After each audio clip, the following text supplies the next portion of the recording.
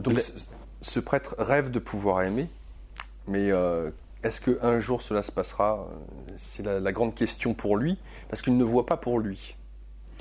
Il ne voit pas pour lui ou il ne veut pas voir pour lui? Il ne voit pour lui que quand il se projette, quand il pose les yeux avec une femme, et bon, voilà, il voit que ça marche. Mais pas pour son destin Mais pas pour propre. son destin perso à lui. Donc il ne peut pas partager la joie et la misère du commun des mortels. Il ne peut que partager leur deuil. Ça, c'est extrêmement intéressant, parce que dans cette notion du temps, et tout au long du livre, est formulée sous différents angles. C'est toujours cette notion que tout dépérit avec le temps. Que le temps, c'est une petite mort à chaque instant. Et que la notion du deuil et de ce qui implique le fait qu'on soit des êtres humains, c'est d'accepter de mourir d'instant en instant. Et lui, en tant que prêtre... Mieux que ça, d'un instant à l'autre. Oui, d'instant en instant ou d'un instant à mourir l'autre. d'un instant à l'autre.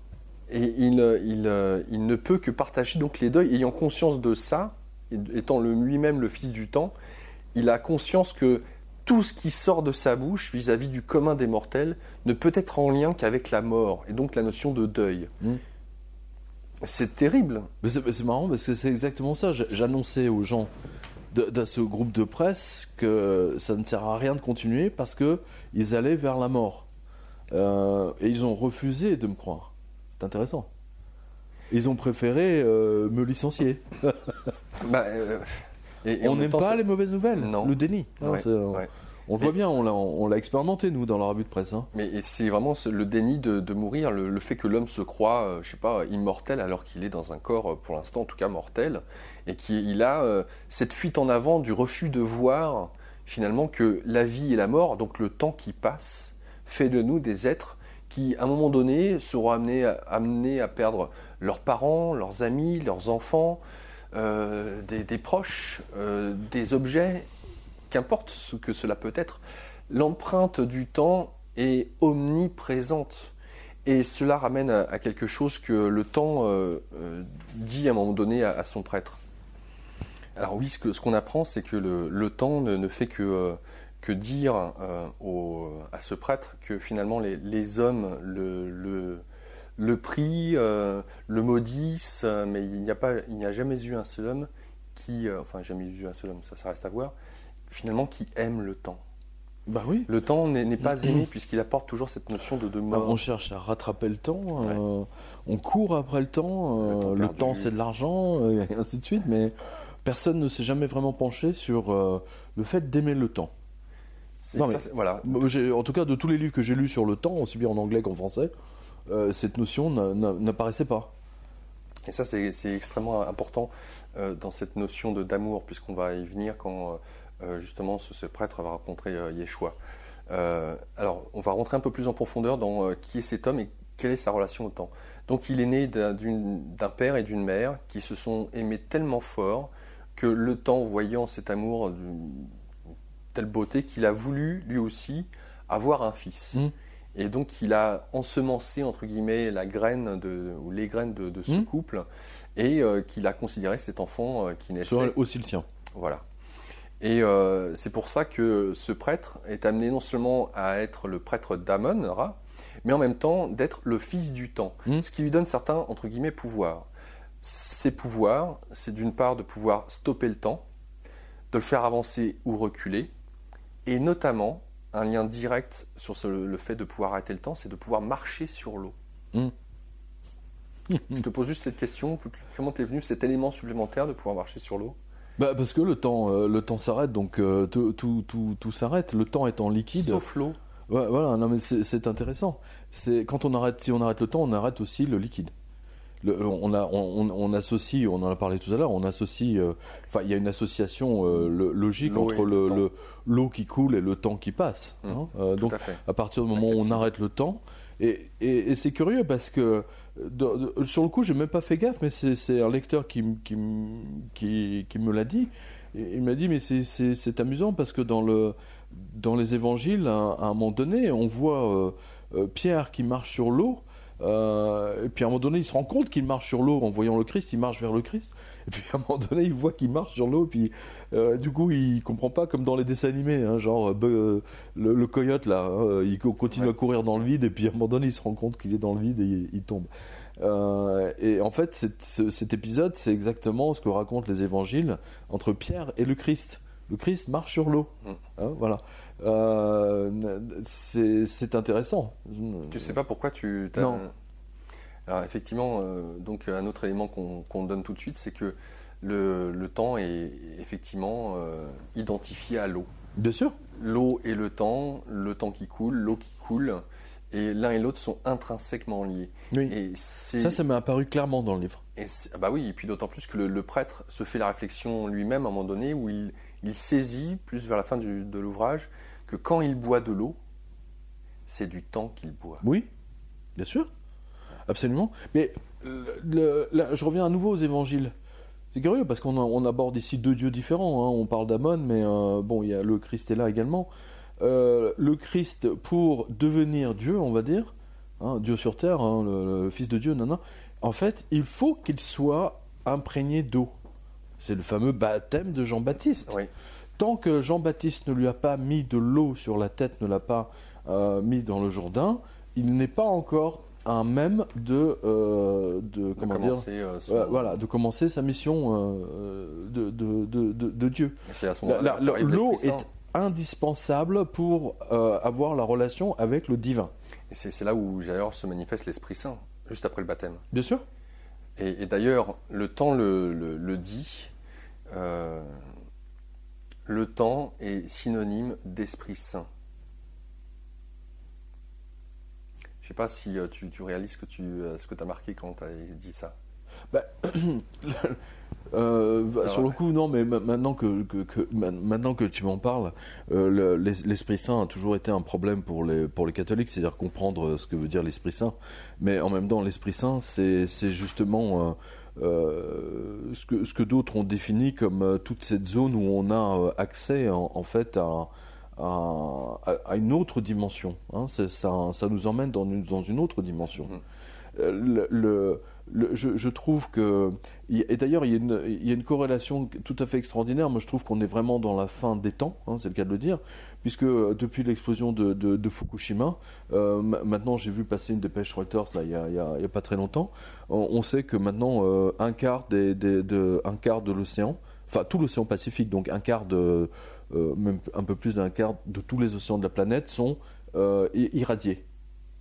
Et c'est exactement ce que l'ange avait expliqué à Jean dans l'Apocalypse. Oui. C'est très important de voir ça. Que l'eau ne pouvait plus être... absolument. Donc c'est une destruction de l'eau, donc une destruction de Dieu. Et on voit bien qu'on essaye aujourd'hui dans notre système occidental de supprimer supprimer toute forme de présence de Dieu, machin, etc. Laïcité, blabla, etc. C'est n'importe quoi. Essayer de se débarrasser de Dieu, c'est amener sa propre destruction. Et je reviens sur ce que tu mentionnes sur cette notion du baptême. On y reviendra plus loin, un peu plus en profondeur, parce que ça se finit d'une manière admirablement bien.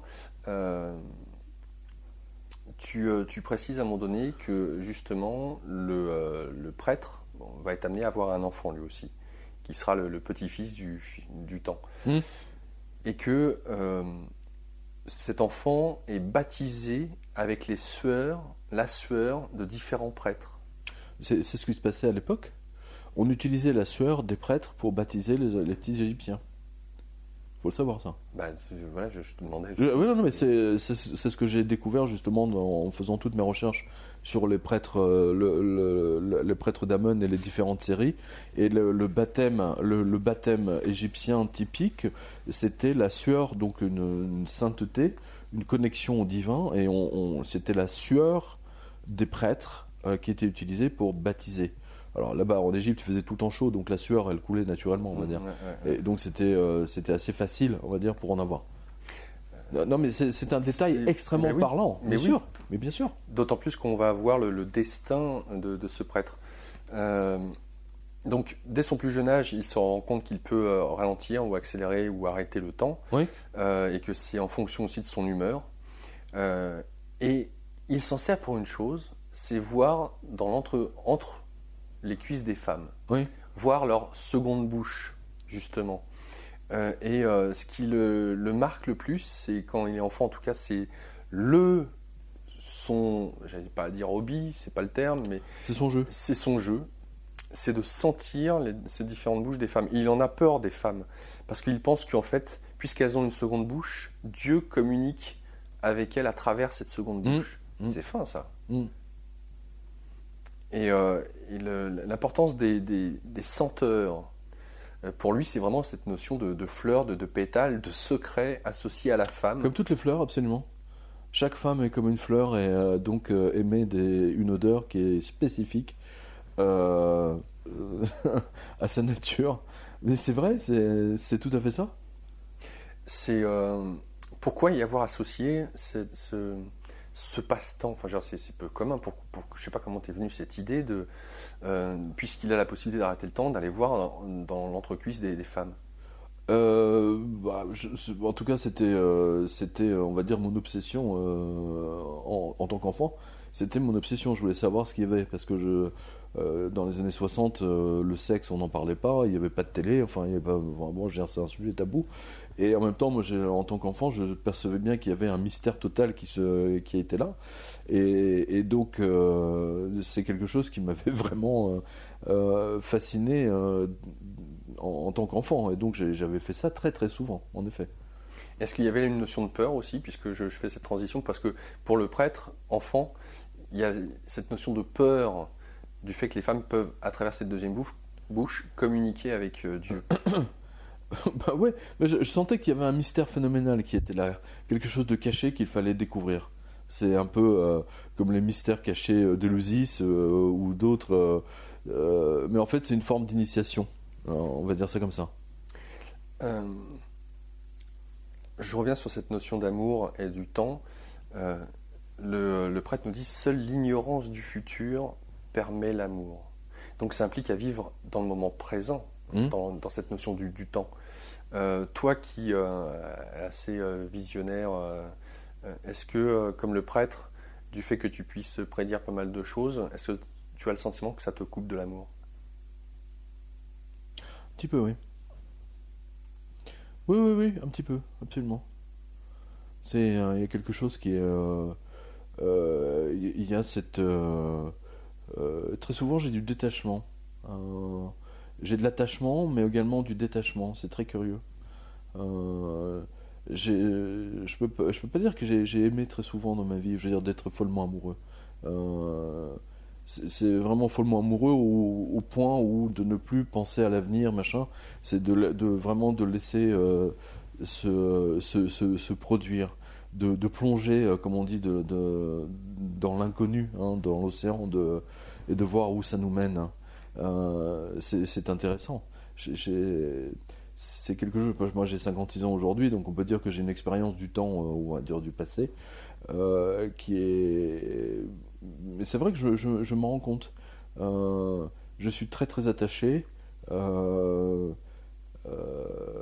Mais c'est vrai que les fois où j'ai été follement amoureux, c'était des moments très très puissants.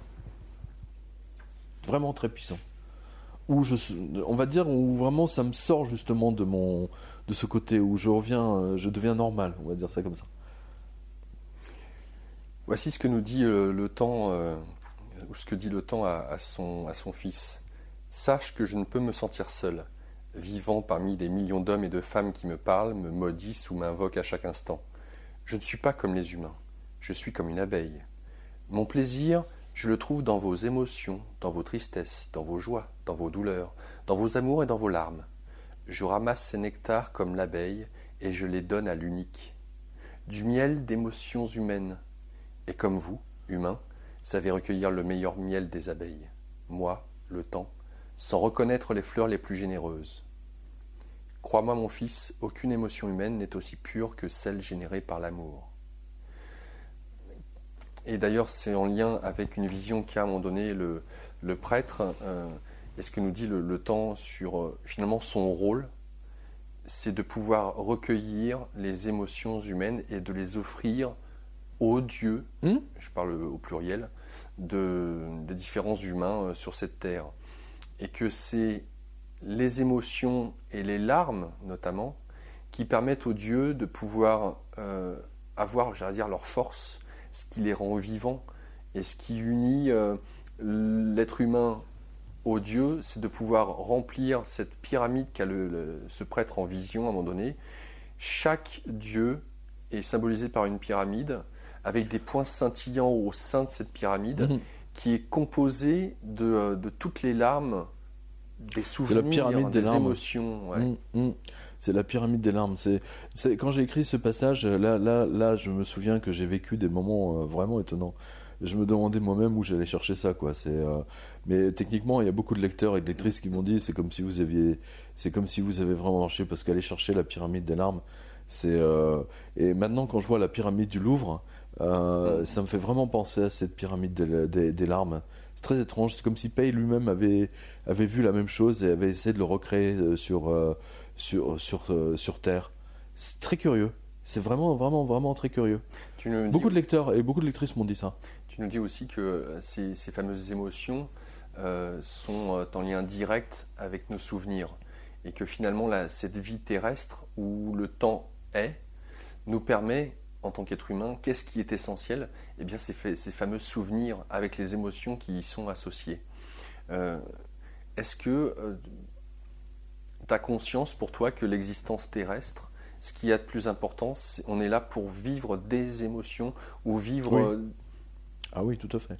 C'est vraiment pour vivre des émotions. Quand on meurt, on emporte justement une banque de données d'émotions intenses qu'on peut revivre ensuite comme un disque qu'on peut rejouer. C'est pour ça que... Je me souviens, j'ai failli mourir dans un accident d'avion revenant de Bucarest. Je m'en souviens très bien. Le réacteur avait explosé sous mon nez. Enfin, je vous ai parlé des détails, mais je me souviens que là, quand j'ai vu l'hôtesse qui était devant, c'était un DC-9, l'hôtesse qui tout d'un coup a piqué un sprint, a traversé l'avion, elle s'est installée à côté de moi. Moi j'étais le dernier, le dernier rang. Donc parce qu'elle savait que quand l'avion va s'exploser, en fait, ceux qui ont le plus de chances de survivre sont ceux qui sont dans la queue de l'appareil, au dernier rang. Et donc elle s'est installée à côté de moi, elle m'a serré la main comme ça, elle me tenait la main. Et j'ai fait le point sur ma vie, et je me suis rendu compte que en fait il y a les choses les plus importantes, en fait, ce qui m'est revenu, c'est la fois où vraiment des moments où j'étais follement amoureux, et puis et qui allait garder mon chat et mon chien. Ça, c'était mon problème. C'était mon problème. Je vais mourir, mais qui va garder mon... J'étais peiné pour mon chat et pour mon chien. J'étais pas peiné pour mon entourage, parce que bon, tout le monde meurt un jour ou l'autre, mais j'étais peiné pour mes petits animaux. C'était ce qui vraiment, à l'époque j'avais pas d'enfant, c'est ce qui me peinait le plus.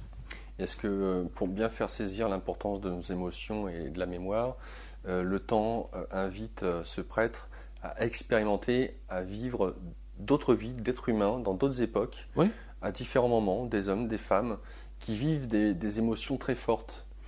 Et ce prêtre comprend l'importance de la vie en tant que telle.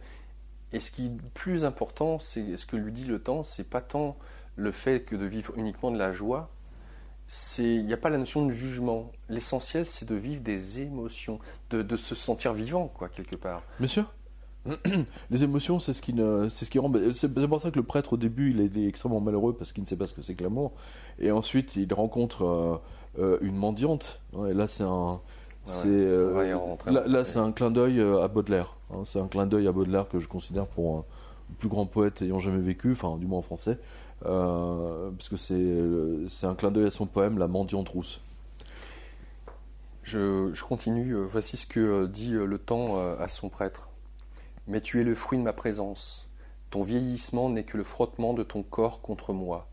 Comme le crépi qui s'écaille avec les saisons, comme le verre qui lèche le bronze, comme l'humidité qui attaque les murs. Peux-tu comprendre que je suis une part intégrale de l'unique et qu'en même temps, je possède une âme indépendante, comme toi. Je suis, moi aussi, la source de toute vie, pas un détail qui ne soit pas sous mon contrôle, car rien ni personne ne peut m'échapper. Je suis la musique éternelle que personne n'entend mais que chacun danse. Tu sais, Lorsqu'un homme arrive au bout de son existence, il se rend compte avec horreur que les biens les plus précieux qu'il possède ne sont rien de plus que ses souvenirs. Oui. D'enfance, de jeunesse, d'amour, de folie. Tu veux le secret de la vie ? Les souvenirs. Mais pour que tu constitues des souvenirs, il te faut agir avec moi. Bien sûr. C'est vital. Être amoureux, par exemple, et encore, c'est pas donné à tout le monde d'être amoureux. Je veux dire, ça n'arrive pas comme ça. Les gens rêveraient d'être amoureux. En permanence, c'est sans doute l'un des plus beaux cadeaux de la vie, de tomber amoureux. Quand on est obsédé littéralement par une personne à laquelle on pense jour et nuit. Ce sont des émotions très très fortes. Il y a plein d'émotions, mais c'est au sommet des émotions où, à égalité, on a la perte de quelqu'un de très cher, la mort de quelqu'un de très cher qu'on va pleurer. C'est à égalité, on va dire, c'est l'émotion positive et l'émotion négative. Et notre rapport au temps change dans ces moments-là. Oui, bien sûr que le rapport dans la douleur, le temps passe beaucoup plus lentement, alors que quand on est amoureux, le temps passe très très vite. En revanche, quand on attend la personne aimée, quand on l'attend, on a l'impression de trouver le temps très long. Il y a tout un tas de choses, de petits détails, et quand on les met bout à bout, on obtient un tableau très intéressant du temps, justement. Non mais c'est vrai. Moi j'avais lu les mémoires de Ptahhotep. C'est un scribe, un vieux scribe, je crois que c'est 1500 avant Jésus-Christ. Et il est arrivé à un âge avancé pour l'époque. Il avait, je sais plus, 80 balais. Et il dit je ne bande plus, je n'ai plus d'odorat, je n'ai plus de goût, j'ai plus de goût à rien et je ne peux plus profiter des femmes. Aujourd'hui, tout ce qui me reste, c'est tous mes souvenirs qui me permettent de vivre encore. Ça veut tout dire. Les personnes âgées savent ça. Elles ne peuvent pas l'exprimer comme ça, peut-être de manière aussi claire, mais elles le vivent en l'intérieur. Beaucoup de gens... c'est-à-dire vivre quand on n'a plus notre corps physique ne transmet plus les informations qui nous permettent justement d'exprimer, de ressentir des émotions. Là on se rend compte que le temps va très très long, quoi. Et c'est ce qu'écrit Ptahhotep, c'est ce qu'écrivent aussi beaucoup de gens qui sont les personnes âgées. Quand elles écrivent, elles sont toujours un peu aigries. Est-ce que donc toi dans ta vie, au regard de ce que tu écris sur qu'est-ce qui est essentiel, à savoir les souvenirs et les émotions, bonnes ou mauvaises, si on peut les qualifier ou les juger, qu'importe. Est-ce que justement, à travers ce que tu vis, de la perte d'être cher, comme de la joie, de l'amour que tu peux avoir vis-à-vis d'amis, d'un repas, j'en sais rien.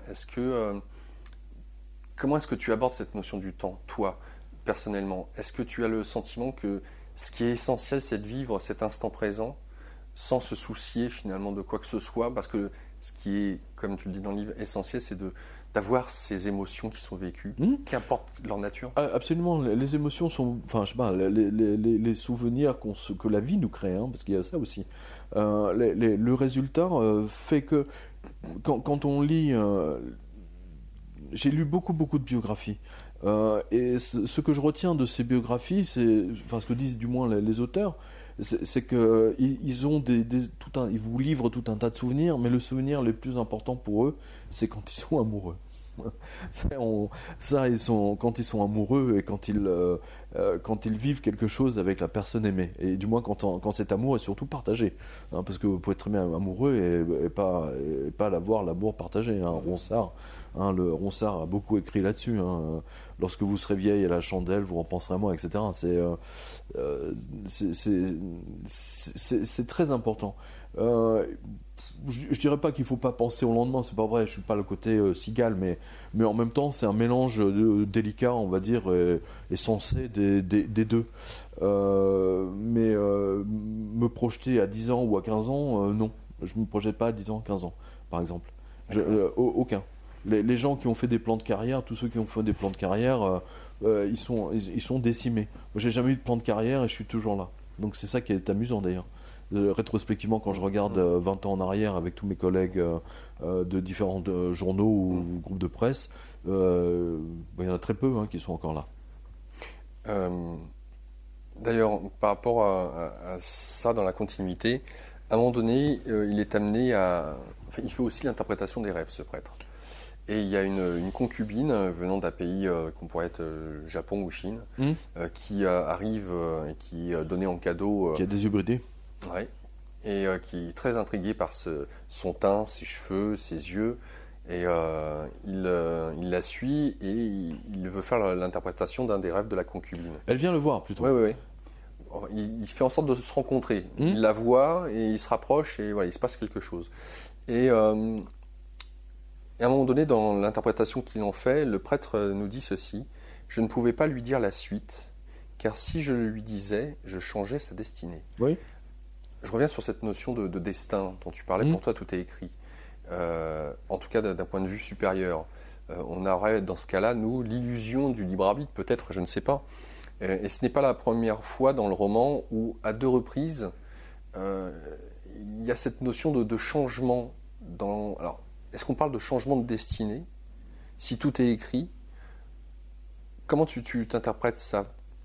Je vois comme une sorte d'ambivalence dans le fait que tout soit écrit et dans le fait que peut-être certains actes, certaines paroles peuvent changer, modifier ou nous orienter différemment. Tu vois ce que tu veux dire ou pas? Oui, très bien. L'oracle, les dieux ne peuvent pas dire très précisément, ne peuvent pas donner. Sinon, effectivement, ils changent l'avenir pour quelque chose de moins bon. Et à la limite, qui permettrait de ne pas accomplir, à la personne de ne pas accomplir son destin. C'est très important de savoir ça. Patton, le général Patton avait la première chose qu'il avait écrite quand il avait 17 ans, quand il était élève dans l'école d'officiers, il avait écrit: je commence ce journal, j'ai 17 ans, je commence ce journal aujourd'hui parce que je sais qu'un jour je serai célèbre. Donc il avait la notion de son destin, mais il ne savait pas comment. Il ne savait pas qu'il y aurait une première guerre mondiale, il ne savait pas qu'il y aurait une deuxième guerre mondiale, il ne savait pas qu'il y aurait un Hitler, que le char d'assaut sera inventé, et ainsi de suite. C'est absolument fascinant. Donc on voit bien que ce personnage avait la notion de son destin. On le voit aussi dans l'oracle de Delphes. L'oracle de Delphes du monde grec donnait des oracles qu'on pouvait parfaitement comprendre. Une fois que ça s'est passé, c'est extrêmement clair, il n'y a même pas de discussion possible, mais avant le fait, par exemple Cyrus qui vient voir l'oracle, qui lui demande s'il peut faire la guerre contre les Arabes, et l'oracle lui dit: si tu fais ça, tu détruiras un grand peuple. Voilà. Et alors effectivement, il est parti faire la guerre, il a détruit un grand peuple, mais c'était le sien. Voilà. Donc, tout est... Tout est dit juste mesuré. Voilà, le destin doit être accompli, surtout quand une personne a la main sur le destin de centaines de milliers, voire de millions d'autres personnes. C'est très important. Je pense notamment à ce pilote qui s'est suicidé l'été dernier, ou il y a un an, qui a explosé son avion dans la montagne, l'avion allemand, le pilote qui était déprimé. Mais c'est quelque chose de... c'était véritablement le destin. Le destin, c'est-à-dire que c'est vraiment la fin.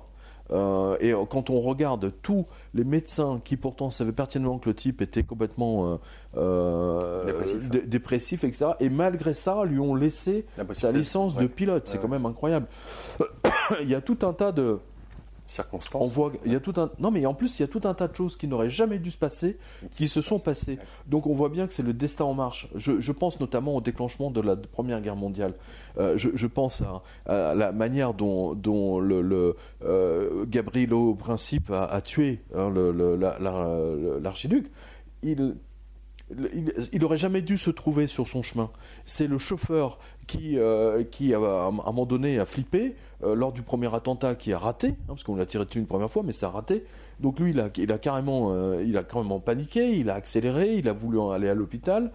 Il ne connaissait pas Sarajevo, et puis à un moment donné, il s'est retrouvé dans une petite rue, et Gavrilo Principe était là, alors qu'il n'aurait même pas dû se trouver là. Il a vu que l'attentat a échoué, c'est là il a sorti son revolver. Alors c'est là où c'est dingue, le chauffeur a voulu faire une marche arrière, et là il a calé. Voilà. Ah ouais. Et la Première Guerre mondiale partira de ce moment-là. Très important. Donc voilà, ce livre nous questionne le tien, j'entends là, hein, de ces concepts que l'on aborde sur la notion de temps, de destinée. De relation à la vie surtout, de relation à la vie et de relation à Dieu. Ouais. C'est clairement un livre pas pour les athées. Hein. Donc là, le temps nous explique aussi comment les dieux sont créés, quel est leur objectif. Alors il y en a de toutes sortes, et que chacun, avant même d'être connu, et ce qui est le cas de Yeshua, va en amont, avant même son incarnation, préparer son terrain. Oui. Les annoncer par des prophètes. Longtemps à l'avance. Oui. Ouais. Les vrais dieux, c'est ça. Alors c'est ça, vas-y, je te laisse développer. Le vrai Dieu, c'est ça. Le grand Dieu, en fait, annonce son arrivée, son incarnation dans un esprit terrestre, enfin dans un corps terrestre, pardon, par des prophètes qui vont l'annoncer plusieurs années, voire des 50 ans avant, quoi.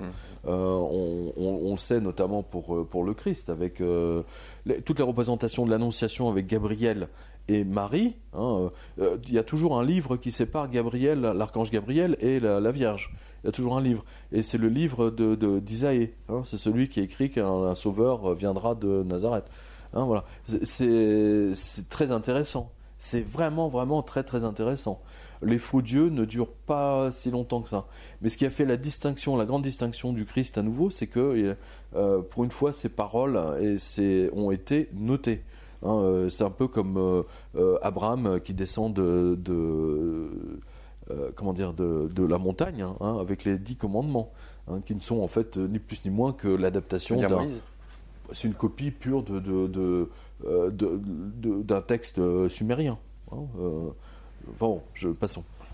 Alors, quand justement le temps explique à son fils comment naissent les dieux, comment ils se font petit à petit adorer auprès de leurs fidèles, et quel est l'intérêt pour le Dieu d'avoir le plus de fidèles possible, parce que plus il a de fidèles, plus il a de force, plus il a de pouvoir. Plus la prière des fidèles est comme une énergie qui monte vers lui et qui le grandisse ou le réduise. Voilà. Et c'est ce qui lui donne la force. C'est ce qui lui donne la force. Et c'est ce qui donne la force justement à ces dieux qui deviennent concurrents parce qu'ils sont alimentés par des prières différentes. Exemple aujourd'hui, musulmans versus chrétiens. Les chrétiens ne prient plus, les musulmans prient comme des malades. Et donc c'est sûr que le dieu musulman devient beaucoup plus puissant que le dieu, du moins que les prières des chrétiens. Même si les musulmans n'auront pas gain de cause à un moment donné. D'ailleurs, je te pose la question, est-ce que tu pries peu, souvent J'ai des périodes où je prie énormément, mais énormément, vraiment des périodes.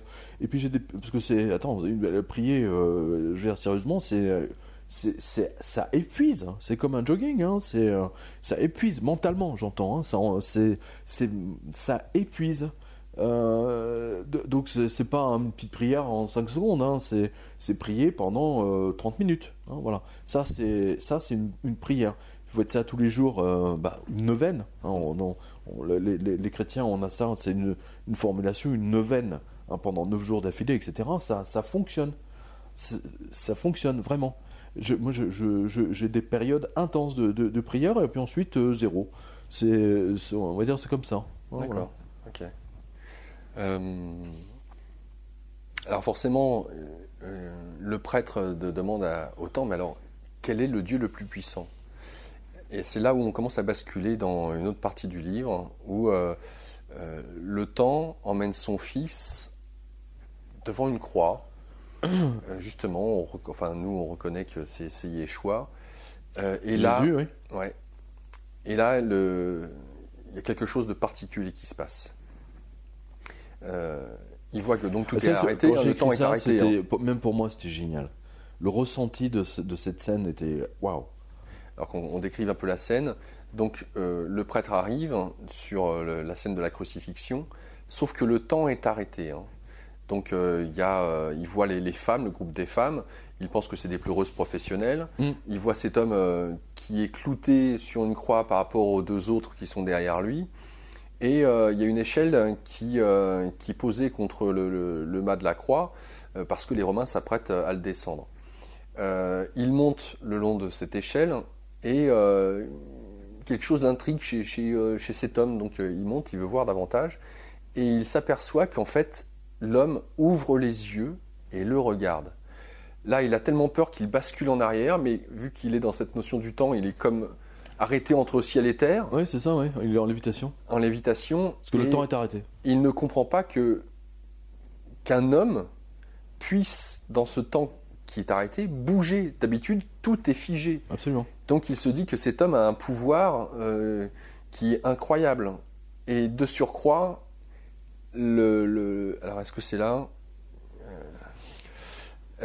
non, pas. Il y a pas des encore. gouttes de sang qui tombent, qui continuent à couler. Alors, qui tombent lentement. Exactement. Il y a les gouttes de sang plus lourdes qu'une enclume tombent au sol malgré le temps qui est arrêté. Comme si chaque goutte était remplie d'un pouvoir particulier. Je te laisse nous exprimer ce que tu as voulu dire par là. Ah oui, c'est quelque chose. Mais moi, en écrivant cette scène, c'était quelque chose qui m'a. C'est comme si je le vivais en fait. C'était très étrange. Et en fait, l'idée était partie parce que j'étais en train d'écrire. Ce livre et puis je crois qu'il y avait Pâques à un moment donné, ou je ne sais plus. Et je suis allé prier justement dans une église. C'était Notre-Dame de Malibu et les gens étaient là parce qu'ils faisaient la décoration, donc il y avait les volontaires, enfin les mémés, etc., qui faisaient la décoration, qui recouvraient tout de tissu violet, parce qu'on allait approcher de moment de Pâques. Et il y a une dame âgée qui me dit écoutez, prenez cette échelle et puis allez mettre, vous voyez le crucifix là-haut, donc c'est vraiment là, un Christ grandeur nature, mais à 4 mètres de hauteur. Et donc il fallait mettre du tissu violet, recouvrir la croix, parce que c'était la liturgie qu'il voulait.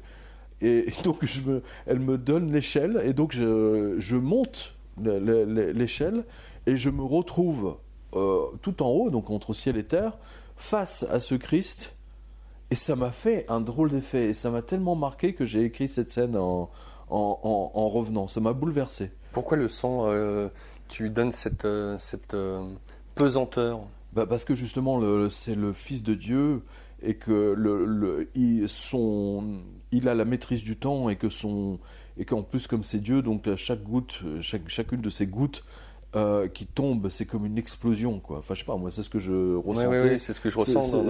C'est ce que je voyais. Passage, et quand la goutte tombait par terre, c'est comme si on avait lâché une enclume de 10 mètres d'eau, quoi. Ça fait de boum. Juste une goutte de sang. Et là aussi, donc, on voit que l'eau, parce qu'il y a une notion entre le temps et l'eau, justement, le sang qui est liquide du Christ est plus fort que le temps. C'est son temps à lui. C'est pas. Et donc il contrôle mieux le temps que le prêtre en question.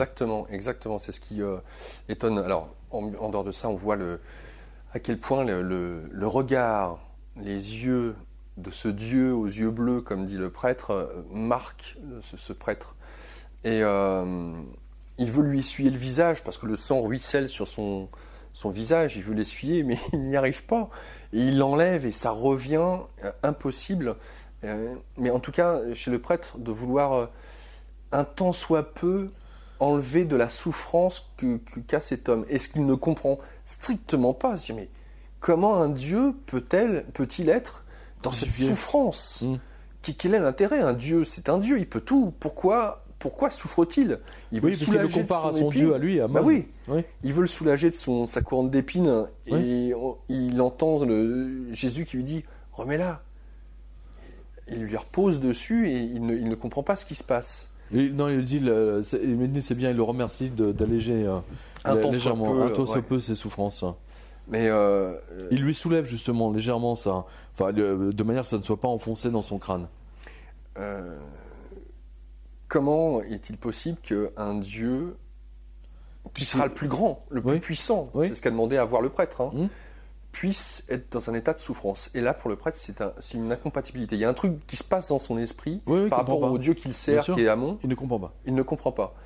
Et il va chercher à élucider ce mystère grâce à son père le temps, où petit à petit, il va même se trouver confronté vis-à-vis de son Dieu, à Ammon-Ra, une sorte de jalousie. Alors, je pense pas tant de jalousie que le fait de se retrouver vis-à-vis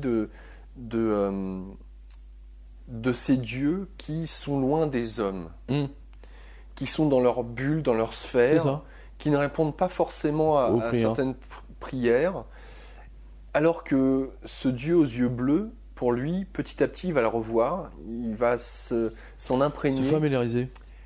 Et c'est un Dieu qui va trouver foncièrement humain. Oui.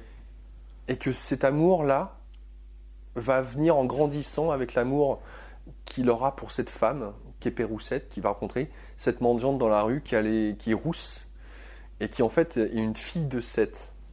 Képé, Roussette. Non, mais 7. Oui, bah oui.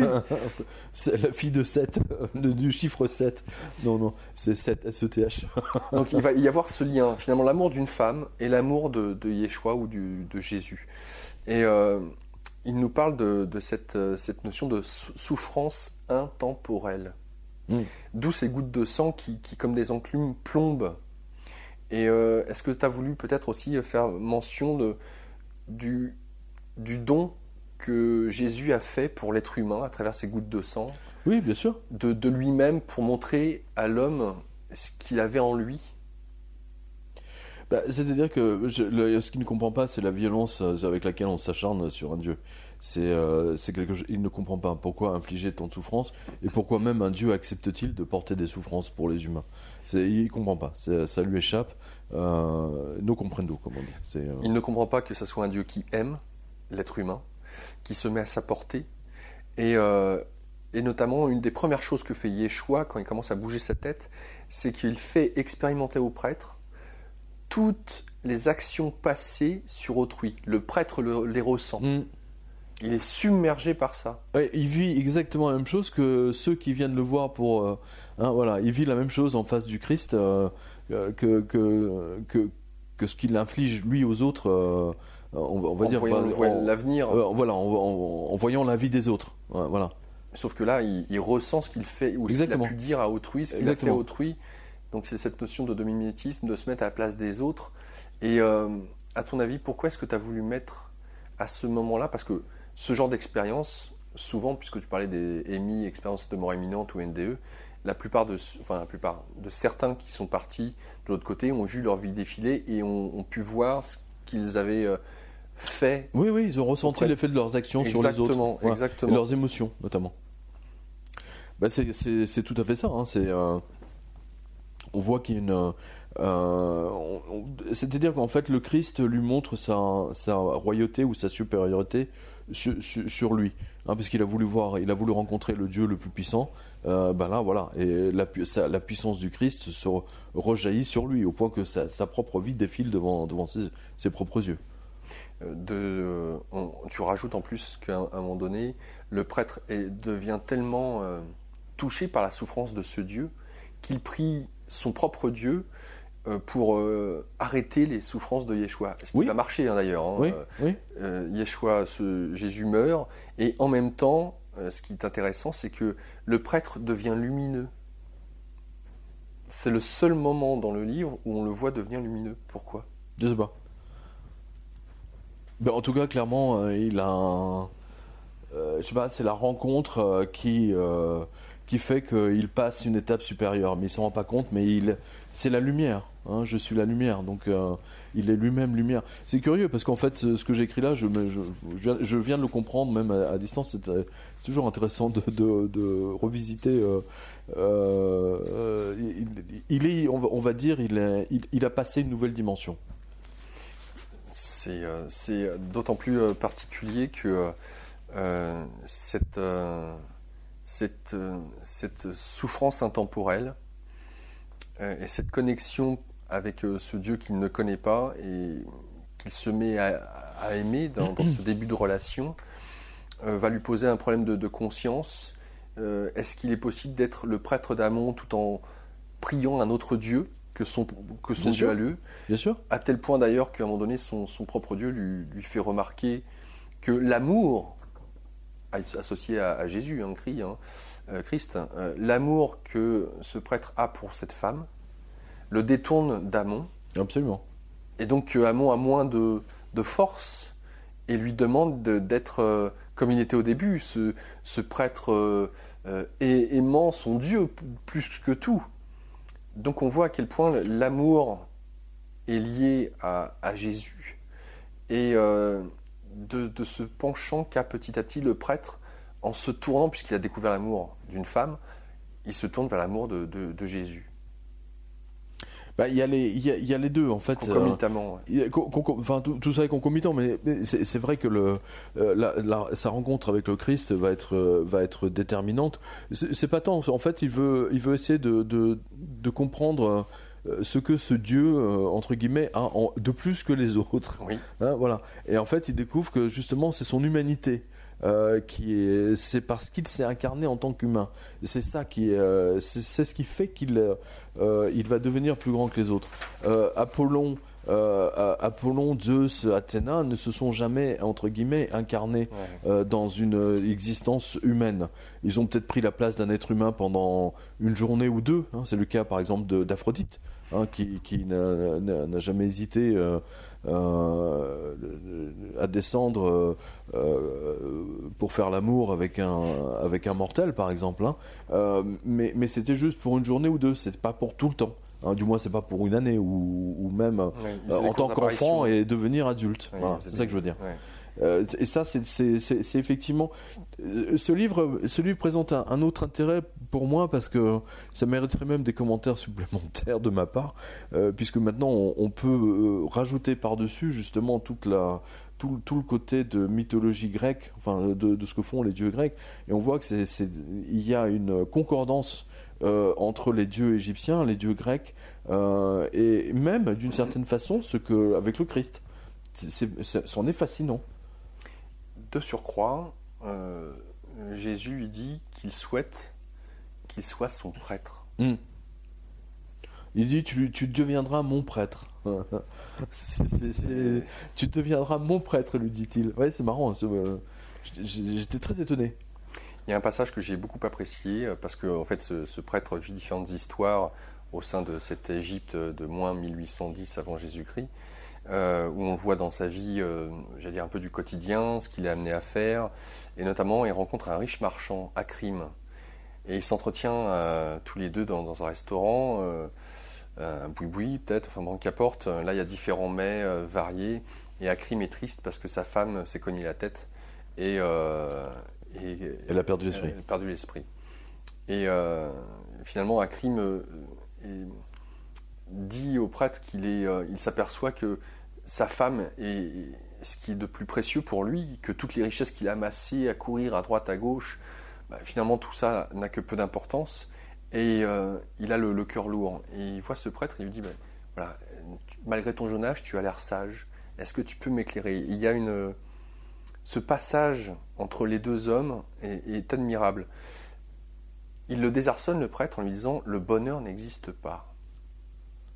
Oui. Je ne sais pas si tu te souviens de ce passage, parce oui, que très bien. c'est énorme. Je me souviens de chaque ligne de ce livre, hein. Il n'y a pas aucun souci. Je me souviens très bien, le bonheur n'existe pas. Le bonheur, quand tu découvres le bonheur, c'est parce que tu regardes en arrière. On se rend jamais compte qu'on a vécu un moment de bonheur. On a besoin du passé. Le passé est un filtre qui nous permet de savoir si on a été heureux, ou quels sont les moments heureux ou ceux qui n'ont pas été. Mais sur le moment,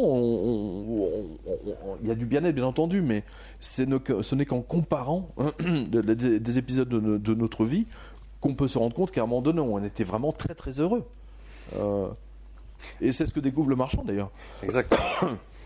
Puissant Akrim, que ton Dieu et le mien te bénissent. Tu n'as pas besoin de moi pour savoir que la mort te ronge, comme nous tous. Et à chaque lune qui passe, tu te dis que tu approches inexorablement d'elle, ou si tu ne supportes plus la compagnie de ceux qui te parlent de tout et de rien. Car avant de mourir, tu aimerais bien apprendre ce que tu n'as pas pu apprendre pendant que tu amassais fortune. Sache toutefois que l'ombre de la mort est une compagne agréable, car elle enseigne les secrets de la vie. Donc le temps, la mort, le temps, c'est la même chose. Buvons à elle. Et je soulevai ma coupe bien haut avant de la porter à mes lèvres. L'odeur qui se dégageait de ce vin me rappela instantanément celle d'une femme que j'avais examinée de mon nez, et du bonheur de retrouver pareil parfum dans l'eau de vigne. Je la bus d'un trait. Bien qu'elle descendait encore dans ma gorge, mon palais devint comme du lin royal, me donnant l'impression qu'une seconde coupe était déjà dans ma bouche et qu'il me suffisait d'avaler à nouveau. Je continue, il y a un morceau qui est très intéressant. En effet, Akrim, que tous les dieux d'Égypte te bénissent pour ce vin, le bonheur n'existe pas. Le bonheur n'est qu'un instant fugitif qui s'envole aussitôt, car il est comme cet oiseau qui se pose sur la fenêtre et qui s'envole au premier mouvement brusque. Tu découvres, continuai-je, que tu n'as été heureux que lorsque tu regardes en arrière, car tu ne connais jamais réellement ton bonheur au moment où tu le vis. Je te le dis, le bonheur est fugitif, impalpable, invisible comme le temps. Et pourtant c'est grâce à lui, le temps, que tu découvres que tu as été heureux. Si tu cherches le bonheur, tu ne le trouveras pas. Il est comme la mort. Mais si tu l'ignores, il te trouve malgré toi et s'installe dans ta maison comme invité invisible. Hélas, tu ne découvriras sa présence qu'après son départ. Non mais attends, c'est d'une profondeur, c'est d'une beauté ce que tu as écrit là. C'est gentil. Non, c'est magnifique. C'est d'une profondeur au niveau spirituel sur la notion de ce qu'est le bonheur. On est tous à la quête du bonheur. Et là, tu le décris avec une poésie. Et il le dit, lui, se prête face à un marchand qui a tout. Mais qui n'a pas le bonheur. Parce qu'il le cherche, le bonheur est déjà là. Vivons dans l'instant. Dès le moment où on regarde en ton soit peu en bonheur, en arrière, le bonheur nous déserte. C'est magnifique, c'est magnifique. Alors là, un passage où des événements du livre sont importants, c'est on peut voir notamment une des histoires que le pharaon, à un moment donné, lors d'une fête avec les crues du Nil, maudit le Nil et qu'il se retrouve avec une sorte de malédiction. C'est intéressant parce que justement, je viens de comprendre quelque chose. En maudissant, alors peut-être que je l'ai déjà écrit, c'est pour ça que ça me revient. En maudissant le Nil, donc en maudissant l'eau, il a maudit Dieu. Ouais. Et Dieu l'a maudit à son tour. Effectivement, il se retrouve aveugle pendant plusieurs inondations, les yeux collés par... Mais c'est un peu comme dans la Bible, dans le Nouveau Testament, celui qui ne croit pas, l'archange Gabriel qui vient visiter, alors je crois que c'est Joachim, mais qui lui dit tu vas voir un enfant, etc. Il dit mais comment le pourrais-je, etc. J'ai plus l'âge. Alors puisque tu ne me crois pas, je te rends sourd et muet. Boum. C'est la même chose. C'est marrant parce que je pense à ça maintenant. Donc on voit bien que les dieux n'aiment pas qu'on se moque d'eux. Il ne faut jamais se moquer des dieux ou des archanges. Et notamment de l'eau, effectivement. Donc, et le prêtre, à un moment donné, X années après, Amon s'exprimant à travers lui, dit que pour guérir le pharaon, ça y est, la malédiction est levée et le pharaon doit oindre ses paupières pour enlever la croûte avec de l'urine d'une femme qui n'a jamais trompé son mari. Voilà, je laisse juste en suspens, c'est un passage très intéressant sur finalement, je ne sais pas comment t'es venu cette idée. Tout simplement parce que les médecins à l'époque, j'ai consulté tous les manuscrits que nous avons de la part des médecins égyptiens de 2000 ans, 2500, etc. On a quand même pas mal de choses. Et il était très précis que, par exemple, l'urine d'une vierge était très importante dans les méthodes, on va dire dans les médicaments qu'il crée. C'était très important, de la même façon qu'on a vu que la sueur d'un prêtre servait à bénir les bébés, à baptiser les bébés. Là, c'était l'urine. Donc une femme qui est droite, qui est honnête, mais surtout qui est droite, qui ne trompe pas. Donc il faut savoir qu'en Égypte, les gens guérissaient, il y avait ce qu'on appelle les stèles. C'était une stèle, par exemple en grès, d'un dieu, et puis en dessous il y avait marqué, il y avait des hiéroglyphes. Donc tous ceux qui boiront à cette statue seront guéris de leur maladie. Ouais. Et sur cette stèle, il y avait de l'eau qui passait. L'eau passait sur l'écriture, parce que l'écriture était sacrée, c'est le don des dieux, d'Amon. Et cette eau, il devait la boire pour guérir. Donc c'est toujours l'eau qui les guérissait, mais parce que l'eau parcourait c'est un peu l'idée, c'est un peu comme si vous allez voir votre médecin, il vous écrit une ordonnance, et puis et vous rentrez chez vous, donc vous prenez un verre d'eau, vous le passez sur l'ordonnance, et puis ensuite vous buvez l'eau qui a pris un peu de l'encre du stylo du médecin. C'est exactement la même idée. Donc, je veux dire, tout ça n'est pas du hasard, mais en même temps, il y a une forme de poésie, c'est-à-dire qu'il y a un côté très psychanalytique en même temps de cette et cette histoire. Je crois même qu'après j'ai retrouvé une histoire un petit peu similaire dans un livre ancien datant de 2000 ans avant Jésus-Christ. Enfin, c'est pas des livres, c'est des écrits. Voilà, de ce qu'on a, le Lichtlein notamment, elle a fait un des très bons condensés. Mais c'est très important. Elle ne peut être guérie qu'avec de l'urine d'une femme droite, honnête, qui n'a jamais trompé son mari. Ça veut dire que l'honnêteté s'inscrit dans les yeux, et la droiture la guérit. Puisque maintenant, Dieu te permet de redevenir droit. Voilà, l'idée, c'est ça. C'est ce qu'on peut voir. Effectivement, donc le pharaon, le moment venu, prend l'urine de sa concubine, sa femme. Seulement cette dernière, l'ayant trompé, ça ne marche pas. Il lui fera couper la tête, élément important pour la suite de l'ouvrage.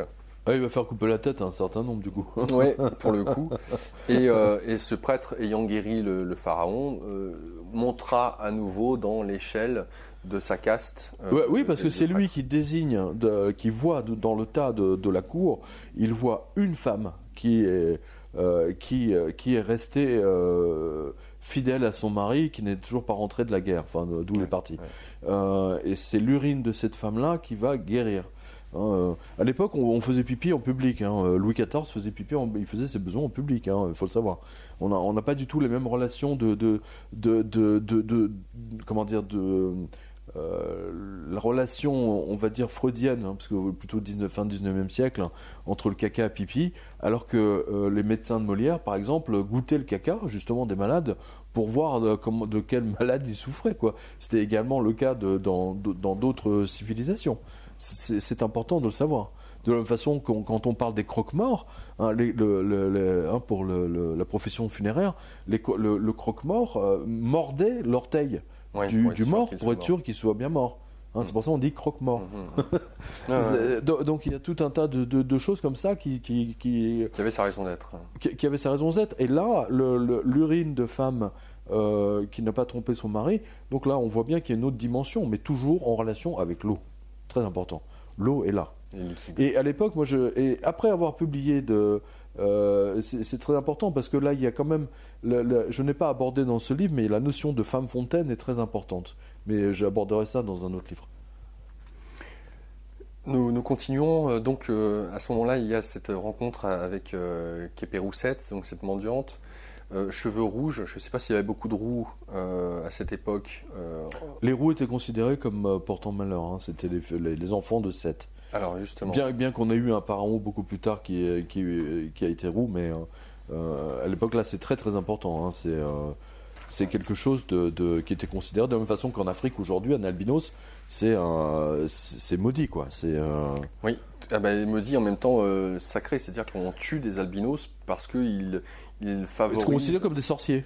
Oui, ils favorisent certaines actions chamaniques, de sorciers, d'incantations et autres.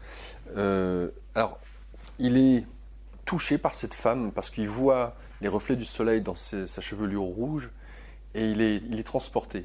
Là, il ne cherche pas, ce qui est bizarre, il ne cherche pas à voir le futur, il vit l'instant présent et c'est peut-être pour ça qu'il se met à aimer réellement avec cette femme-là. Et c'est une femme qui le touche profondément.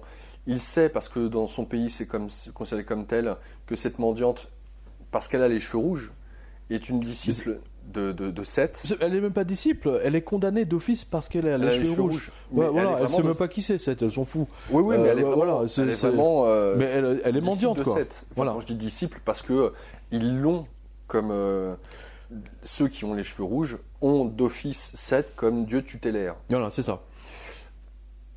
Et c'est très intéressant parce que là, on va commencer à aborder Seth. Alors Seth, c'est le séparateur.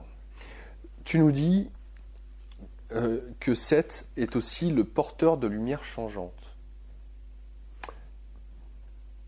Tu peux nous expliquer pourquoi tu l'as appelé le porteur de lumière changeante ? Le porteur de lumière changeante, c'est très précis, c'est une allusion à Lucifer. Hein. Oui, non, mais d'accord. C'est le porteur de lumière. Si, par exemple, pas besoin d'aller chercher bien loin, regardez la place de la Bastille. Sur la Bastille, vous avez un porteur de lumière. Hein. C'est un clin d'œil. Bon, à l'époque, c'était dans le trip maçonnique, etc. Quand pour les francs-maçons, on leur demande de faire la fameuse planche sur... à tous les débutants maçons, on leur demande de faire la planche sur l'étoile flamboyante. En fait, c'est les mecs l'étoile flamboyante, c'est quoi une étoile qui flamboie, machin. Ce n'est que bien longtemps après qu'ils comprennent qu'en fait c'était de parler du diable. Hein, mais voilà, donc c'est voilà, c'est ça. Seth, c'est le diable hein, pour les Égyptiens. Alors c'est très intéressant la vision que tu donnes de Seth, notamment parce que il va vouloir en savoir plus, ce prêtre, et son père, le temps, va l'emmener au Japon, où il va voir une cérémonie qui va rendre hommage, qui va célébrer le dieu aux cheveux rouges au Japon. Donc le porteur de lumière, Lucifer, portait là aussi avec cette symbolique des cheveux rouges. Et il va avoir un entretien avec Seth, justement. Et là, il faut savoir que cette cérémonie existe au Japon. Encore de nos jours ? Bien sûr. Bien sûr. Et alors, pour Seth, les Japonais sont précieux parce que c'est les seuls... Aux Japonais, ils ont tous les cheveux noirs, déjà. Donc le diable, ils l'ont matérialisé avec des cheveux rouges. C'est fascinant. C'est la même pensée que nous en Occident avec les roux et les rousses qu'on considérait comme des sorcières et des enfants du diable. Pendant très longtemps, on pensait qu'ils avaient été conçus pendant les règles, par exemple. J'ai beaucoup aimé parce que Seth justement apprécie les Japonais puisqu'il dit que c'est le seul peuple qui l'honore. Oui. Et Seth fait de nombreuses citations sur finalement qu'est-ce qu'il est. Et c'est très intéressant. Et alors toi qui n'aimes pas les banquiers et que tu parles souvent du diable, etc., je vais te lire, il y a un petit passage qui est ce qu'il est, mais mon père m'a expliqué que tu as passé 40 jours dans le désert avec Josué. En effet, il voulait que je le mette à l'épreuve, que je lui apprenne à résister à toutes les tentations afin de fortifier son âme. Jamais je ne me suis autant amusé. C'est un grand Dieu, tu sais, bien plus grand que tous ceux que je fréquente. Seul Osiris arrive à son humanité. Hélas, Osiris ne veut s'occuper que des morts, et moi je préfère les vivants. Mais tu t'es battu avec lui pendant 80 inondations, tu l'as découpé en morceaux, forçant Isis à les chercher dans toute l'Égypte. Pourquoi as-tu eu besoin de faire cela ? Osiris, comme Josué, n'aurait pu atteindre son statut de Dieu sublime s'il n'avait pas eu sa part de malheur. Les hommes ne peuvent totalement se reconnaître dans un Dieu qui n'a pas connu les souffrances issues de la violence humaine. Sans moi, Osiris serait encore un dieu mineur, comme il en existe tant en Égypte, au même niveau que les crocodiles et les hippopotames. Oui, c'est exact. Avec moi, il a constitué sa légende, qui sera analysée, commentée et disséquée, si j'ose dire, par les hommes de toutes les générations. Même de nos jours ? Pour devenir un dieu au-dessus des dieux, ils veulent tous passer par mes épreuves. Je t'ai mis à l'épreuve, et tu aurais pu cracher sur ma mendiante, mais tu ne l'as pas fait. Josué, comme Osiris, aurait pu rester tranquillement dans son village, à couper du bois, et ne jamais croiser mon chemin s'il l'avait voulu. Mais il a demandé mes épreuves, et c'est moi qui l'ai couronné, bien que personne ne veuille le reconnaître. Je suis l'Éternel damné, celui qu'on craint, qu'on méprise, sur lequel on crache et qu'on invective. Et certains prophètes disent qu'au cours d'une grande bataille que je mènerai contre celui qui est, je serai lamentablement battu et qu'Anubis, sous les traits du génie Michaël, posera son pied sur ma tête vaincue. Quelle plaisanterie! Je ne mène aucune guerre contre qui que ce soit, surtout pas contre celui qui est, car il lui suffirait simplement de m'oublier pour que je disparaisse aussitôt de toutes les époques et de la mémoire de tous les hommes. C'est vrai. Ceux qui ont peur de moi ont simplement peur d'eux-mêmes. Oui. Car ils savent quels crimes ils sont capables de commettre.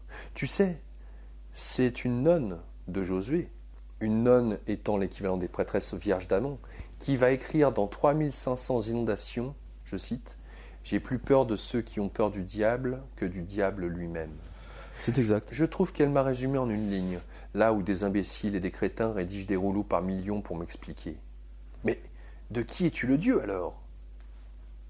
Je suis le Dieu des hypocrites, des prêtres de Josué, de « je suis qui je suis » et d'autres que tu ne connais pas, qui interdisent à leurs fidèles de toucher à leurs femmes pendant qu'eux violent leurs esclaves lorsque ce ne sont pas les enfants de leurs esclaves eux-mêmes, de celui qui affirme qu'une femme qui est enfantée d'un garçon est impure pendant 7 jours, et 30 jours lorsque c'est une fille. Je suis le Dieu des hypocrites, de ces lâches, de ceux qui écrivent des textes sacrés mais qui n'appliquent pas leur propre loi, de ceux qui se disent pauvres mais qui cachent leur fortune, de ceux qui torturent les animaux pour les voir souffrir et non pour se nourrir. Voilà ce que je suis, le prétexte universel, le Dieu porteur des excréments et horreurs que l'humanité m'envoie avec tant de générosité, expliquant que c'est moi qui commets leurs crimes à leur place. Aussi, fils du temps, comprends que ta bague est pour moi un diamant, bien que tu ne saches pas ce que c'est. Dans ce tas d'immondices pions, et je prendrai un malin, il marquait une pause, plaisir, à te venger de ceux qui t'ennuient, te nuisent et te nuiront, car c'est mon privilège que d'opposer ma volonté à celle de tous les dieux. C'est d'ailleurs mon seul plaisir. Il y a quelque chose de très curieux quand j'ai écrit ça. En fait, j'ai écrit des passages à l'envers. Enfin, je ne l'ai pas écrit à l'envers dans le sens... c'est-à-dire, j'ai écrit un chapitre et je ne savais pas ce que c'était. Je ne savais pas comment il s'organisait. Et en fait, tout s'est réorganisé ensuite. Ce chapitre est sorti tout seul et il s'est réorganisé dans le fil de l'écriture du livre. Et c'est ce qui m'a le plus fasciné. C'est comme si j'avais été vraiment inspiré, c'est comme s'il m'avait vraiment parlé. C'est très curieux.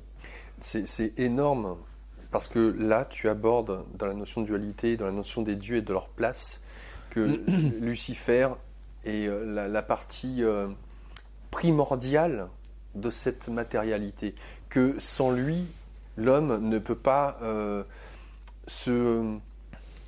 aller de l'avant. Il le mentionne d'ailleurs, je fomente les révoltes, les massacres et les violences, et tout cela simplement pour imposer le changement voulu par celui qui est. Absolument. Il est le serviteur. Il a entre guillemets le mauvais rôle, mais il est là pour nous permettre d'évoluer. Comme Judas avait le mauvais rôle. Exactement. Bien sûr. Mais pour nous permettre d'évoluer. C'est très curieux. Donc au regard de ça, je ne sais pas comment... Mais moi-même, j'ai été très surpris par ce que j'avais écrit. Et si je note ça, pour moi, j'ai trouvé ça formidable. Le prétexte universel. Et si aujourd'hui il se passe ce qui se passe, et si les banques font ce qu'elles font, mais un grand merci, parce qu'elles nous permettent de nous découvrir, d'accéder à une dimension de nous-mêmes que nous ne connaissons pas encore. Tout à fait, c'est pour ça que je vois Blind Masters comme quelqu'un de très positif finalement. Non mais c'est vrai. Aux cheveux rouges. Je sais pas, non elle est pas rouge. C'est des couleurs, ouais. Mais c'est vrai que sur la couverture du livre, elle a des cheveux, elle est proche de la rousse. Hein, ah bah oui, clair. Oui, c'est elle est souvent représentée cette couleur de cette teinte. C'est vrai. Châtain clair, rouge. Mais elle change souvent de couleur de cheveux. Oui, c'est vrai. Ce qui est signe en fait d'une personnalité instable. Ah bon ? Attends, absolument. Toutes les femmes qui changent si elles changent de couleur tous les 15 jours, de coiffure, etc., c'est personnalité totalement instable. Les femmes stables ne changent jamais la couleur de leurs cheveux. D'accord. Donc voilà. Je veux dire tous les 15 jours ou tous les mois. Grand moment avec Seth, et la manière dont tu le décris m'a bluffé sur cette vision de ce Dieu incompris qui n'est là que pour nous aider à progresser. Encore une fois, je le répète, si Jésus n'était pas passé par lui, c'est Seth, Satan, c'est une initiation. Exactement. C'est une initiation, on peut le voir comme ça. Oui. Il l'a couronné. On peut le voir comme ça. Alors ça va faire tous les cathos vont bondir, etc. Mais bon, tant pis. On peut mettre ça de toute façon en exergue, ça me paraît essentiel. Et de même que donc cette femme dont il va tomber amoureux, qui est Péroussette, qui est une sorte de prêtresse de Seth, a ce côté instinctif de la magie. Ouais, de la magie, de lancer des sorts. Des sorts. Mais est-ce que c'est aussi pas lié au fait qu'elle soit une femme? Aussi, mais surtout qu'elle soit rousse, c'est instinctif chez elle. Elle n'a jamais lu aucun rouleau, elle n'a aucune instruction, elle ne sait même pas lire, mais elle lance des sorts qui sont plus puissants que celui du prêtre d'Amon. Alors que lui, c'était son grand désir, c'est de comprendre toutes les arcanes, des sorts les plus puissants, d'y mettre le nez dedans, et il voit la femme qu'il aime faire ça d'une manière tellement naturelle. Instinctive. Instinctive, ouais. Et c'est aussi cette idée par la suite de voir comment l'amour est comme celui qui est. On ne le voit pas simplement parce qu'il est trop proche. En fait, il est en nous et pas à l'extérieur, invisible et impalpable comme un parfum. L'amour qui grandit pour cette femme, l'amour qui grandit pour Jésus. Je reviens sur ce que je viens de dire, citer. L'amour est comme celui qui est. On ne le voit pas simplement parce qu'il est trop proche. En fait, il est en nous et pas à l'extérieur, invisible et impalpable comme un parfum. Alors, il va être amené à se retrouver à nouveau devant Yeshua. Ce qui est aussi intéressant parce que là, il y a une sorte de pacte qui est fait entre deux.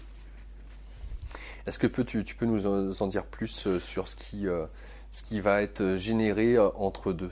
Non, relis-moi un passage parce qu'il faut que je me replonge dedans. D'accord. Alors, juste avant d'aborder ça, il nous reste quelques minutes. Juste avant d'aborder ça, ça sera certainement le mot de la fin. Le prêtre du temps est déçu de ne pas voir le temps représenté par une statue, quelque chose de matériel, de concret. Oui. Le temps va l'emmener à travers deux époques, voire deux œuvres, donc notamment le temps vu par Salvador Dali, qui est magnifique, hein, bien évidemment, et par le temps brisant les ailes de l'amour. C'est de qui? Alors, cette statue. On la retrouve un peu partout. Il y a plusieurs représentations. Si les spectateurs tapent sur Google le temps brisant les ailes de l'amour, je me souviens plus du nom de. C'est un peintre qui n'a pas été malheureusement rentré dans. Je crois qu'il était à Besançon, si mes souvenirs sont bons. Voilà, mais finalement son tableau réussit à traverser le temps, et c'est ça qui est marrant. Et justement parce que le prêtre trouve tellement belle le temps brisant les ailes de l'amour comme représentation du temps, qu'il va prier Jésus et non pas Amon. Oui.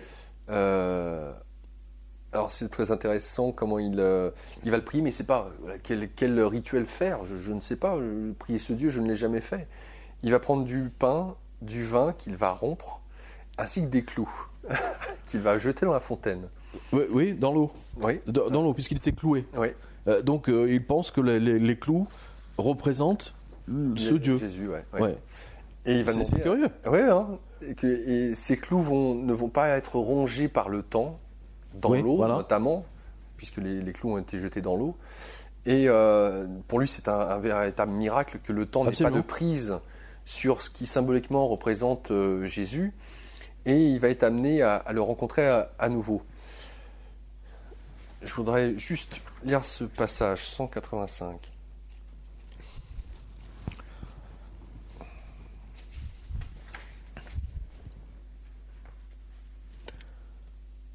Je crois que j'en ai parlé tout à l'heure en fait. En vérité, toute connaissance possède deux faces, et il est impossible d'obtenir son avantage sans son inconvénient. Ce qui me fit sincèrement envier les esclaves, les soldats, les pêcheurs et les bouviers qui, ne sachant pas lire, ne se posaient aucune question, ni sur leur avenir, ni sur leur environnement. Quel bonheur que de ne pas chercher à savoir, car en vérité, l'amour est un poison qui tue lentement, et il commence d'abord par la tête. Aussi, je comprends, finalement, pourquoi le temps lui arrache les ailes. Oui, parce que là, il est déçu. Sa femme a eu un enfant, et sa femme, comme beaucoup de femmes, se détourne totalement de son mari pour s'occuper uniquement de son enfant. C'est un grand classique du genre. Et lui, donc, est totalement déçu et révolté même. Donc il est amené à rencontrer Jésus au bord du lac de Tibériade. Au bord d'un lac. Au bord d'un lac. D'un lac, c'est pas le Jourdain ? Non. Donc au bord d'un lac, c'est la nuit, il y a le feu qui crépite, il y a Jésus qui est devant le feu et qui fait frire du poisson. Il y a le prêtre qui le rejoint, il partage le poisson, du vin blanc, intéressant. Et d'ailleurs, il n'en revient pas, parce que c'est le vin qu'il avait tant aimé avec Akrim. Ah, c'est ce fameux vin-là ? C'est ce fameux vin-là. D'accord. Et en fait, techniquement, c'est un passage de l'Évangile. C'est quand Pierre et les apôtres rencontrent le Christ, alors qu'ils ne savent pas que c'est le Christ qui est sur la plage. Une fois qu'il est ressuscité ? C'est ça. Ouais. Et là, il se passe quelque chose de formidable.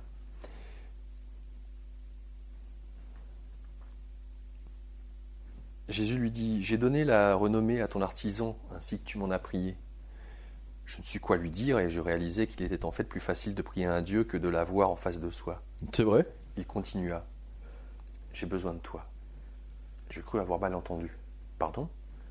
Tu es le Fils du temps, et seul le Fils du temps peut me baptiser dans l'eau. » Cette fois, ses yeux pâles se brillèrent dans les miens, me donnant l'impression que deux toupies bleues y tournaient à grande vitesse, semant une forme de sommeil dans mon esprit, car j'eus aussitôt des difficultés à réprimer un terrible bâillement. « Je ne te comprends pas, fils de celui qui est. Tu as immergé ton fils dans la sueur des prêtres d'Amon. Pour que les Écritures s'accomplissent, quelqu'un doit m'immerger dans la sueur du temps. » Tout à coup, les flammes se figèrent, et le maigre nuage de fumée s'immobilisa, nous projetant hors du temps. Entre nous coulait maintenant une rivière bouillonnante d'écume blanche dont la course, que rien ne pouvait arrêter, semblait être aussi éternelle que celle de mon père. « C'est le Jourdain, » me précisa-t-il, « le fleuve sacré du temps. Qui d'autre que son fils peut m'y émerger ? Je ne connaissais pas cette rivière. De plus, pourquoi veux-tu que je t'immerge dans le Nil ou dans ce fleuve, là, puisque tu n'es pas encore né ?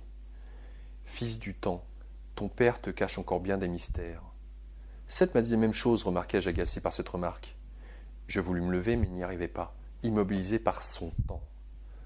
Alors, pour la première fois de ma vie, je me révoltais si fort contre le fait que quelqu'un d'autre puisse me contrôler que le temps se débloqua aussitôt, et les flammes reprirent leur vacillement rassurant. Je m'arrête là.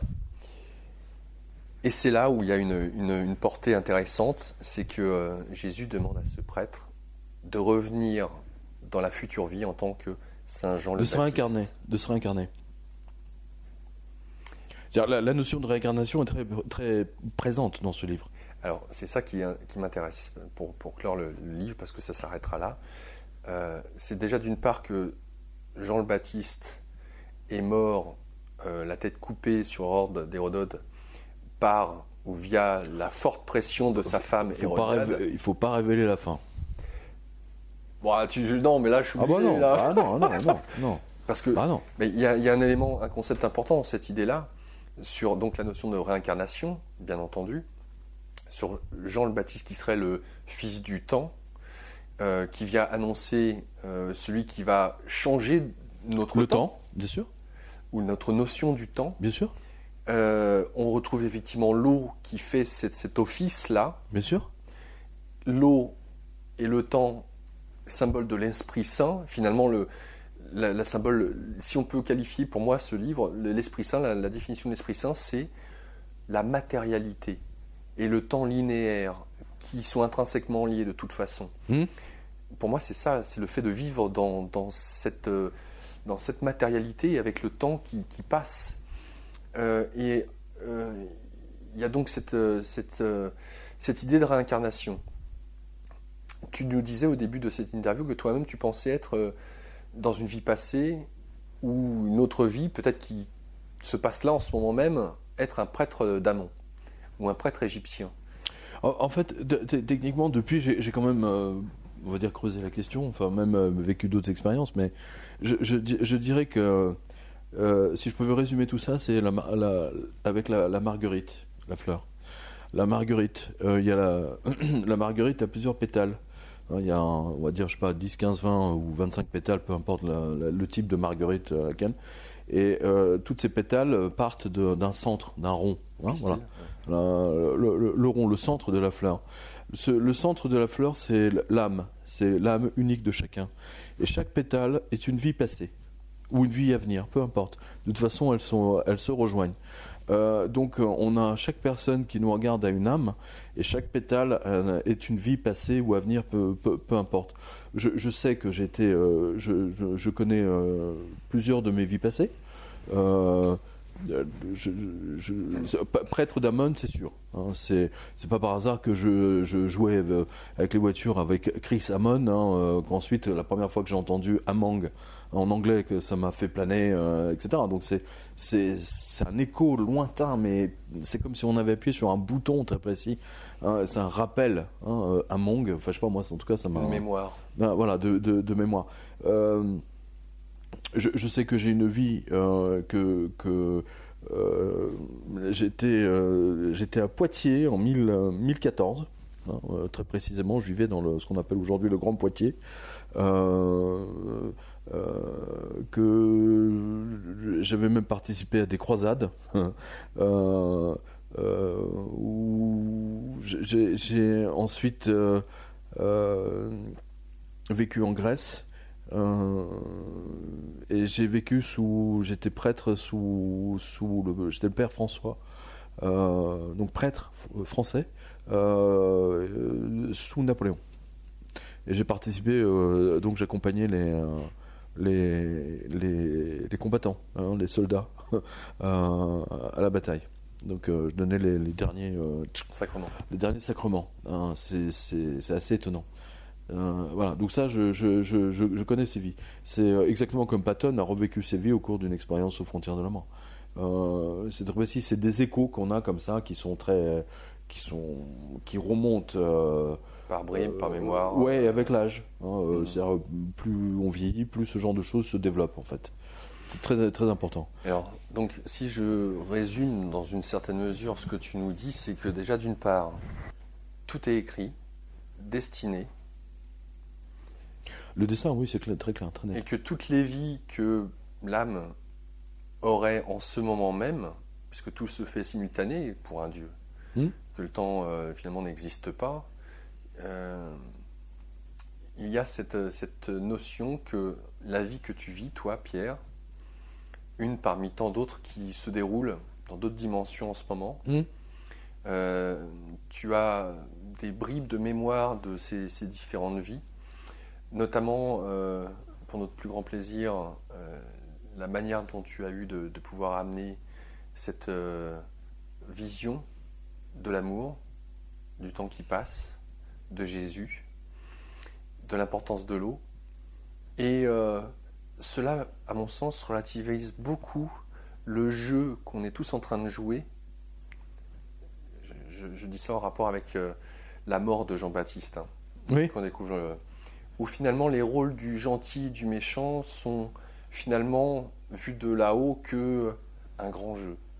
Oui, c'est un grand jeu, on ne dirait pas, c'est une sorte de grand jeu émotionnel à la destination de chaque être humain. C'est plutôt ça. C'est plutôt comme ça. En fait, le fait d'être humain nous permet de comprendre Dieu. Si nous, par exemple, on crée un être humain, un petit être humain comme ça qui va se déplacer, comment va-t-il comprendre, comment l'amener à faire comprendre que nous l'avons créé, qu'il existe un Dieu supérieur, qu'il le voit, il va marcher, et que là-bas il y a un ravin, etc. Il y a tout un tas de choses comme ça qui sont vraiment fascinantes. En tout cas, toujours est-il que en ce qui concerne les vies passées, oui, ça c'est une certitude. Je veux dire, je suis pas le seul à le dire. La moitié du globe, les Tibétains, entre autres, hein, parce qu'ils vont chercher les réincarnations de leur grand Manitou. Hein. On est tous le résultat et le futur résultat de nos différentes vies passées. C'est comme une fleur, voilà. Et c'est pour ça que dans le livre, il y a un passage, quand il rencontre Dieu, je pense que là on peut conclure là-dessus, en fait Dieu est une fleur, est un bouquet de fleurs. Ouais, multicolore. Multicolore. Pierre Jovanovic, un grand merci pour avoir répondu à mes questions, pour avoir voyagé dans le temps en cette journée particulière du miracle de Fatima. Ça a été décidé. D'ailleurs, ceux qui avaient participé au miracle disent que le temps s'est immobilisé. Bon, ça, vous le retrouvez dans le livre, mais c'est très intéressant. C'est vraiment très très intéressant. Mais en tout cas, bon, il y a clairement une dimension nouvelle. Voilà. Donc voilà, j'espère pour vous, internautes, que vous avez pu découvrir Pierre Jovanovic sous un autre angle, de voir plus en profondeur, au-delà de l'aspect des formes économiques, qui reste, on va dire, la surface. Au cœur, il y a quelque chose de beaucoup plus profond qui aussi, je l'espère, vous a permis de mieux comprendre ou de saisir l'approche qu'il a sur l'extérieur. Rappelez-vous, l'intérieur, c'est là où se trouve tout. Merci Pierre. Merci à toi Laurent. Merci à vous. Au revoir.